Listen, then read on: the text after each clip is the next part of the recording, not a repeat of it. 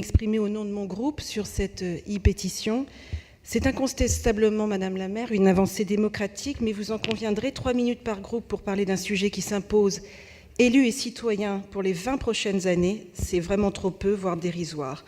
En tout état de cause, cette crise des réfugiés démontre l'absence totale de pilotage politique dans l'avion. Preuve en est le texte même de cette e-pétition qui s'adresse à la DAZES, une direction du département de Paris. La décentralisation est sans doute positive et efficace sur de nombreux sujets, mais sur l'accueil des migrants, l'État et l'Union européenne doivent piloter conjointement la politique sous 3 angles.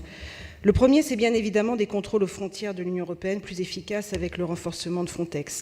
La deuxième, c'est la définition d'un schéma d'accueil avec des délais raccourcis pour instruire plus vite les demandes et mieux orienter. La troisième, c'est l'accompagnement des collectivités dans l'accueil des réfugiés et dans le financement des structures.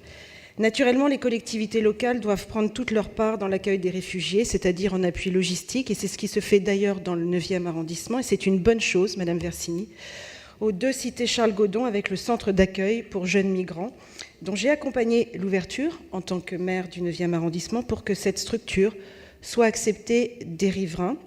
Et la cohabitation se passe bien. Je salue le travail de l'association Coalia qui gère parfaitement ce centre. Si nous avons le devoir humain et moral d'accueillir les réfugiés, mais aussi surtout de les accompagner, il est angélique, voire démagogique, de vouloir tous les accueillir en ouvrant grand les bras, sans avoir vérifié au préalable que les structures d'accueil pouvaient répondre à la demande. Comment ne pas être critique aujourd'hui face à cette attitude de main tendue qui s'est finalement heurtée au manque de moyens et à notre incapacité à gérer ces flux immenses? Il faut le reconnaître aujourd'hui, tout le monde est dépassé par l'arrivée massive de réfugiés qui quotidiennement arrivent sur notre territoire. Et c'est cette attitude, aujourd'hui, qui crée ces micro-jungles, ces bidonvilles dans Paris, notamment dans le quartier de la Chapelle.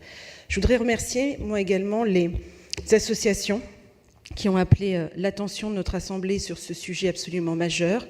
Leur diagnostic est le bon, c'est un cri d'alarme. Il faut protéger les exilés mineurs comme tous ceux qui sont affaiblis doivent être pris en charge. Pour une raison morale d'abord, car il est inconcevable, voire inhumain, de laisser des enfants livrés à eux-mêmes dans la rue.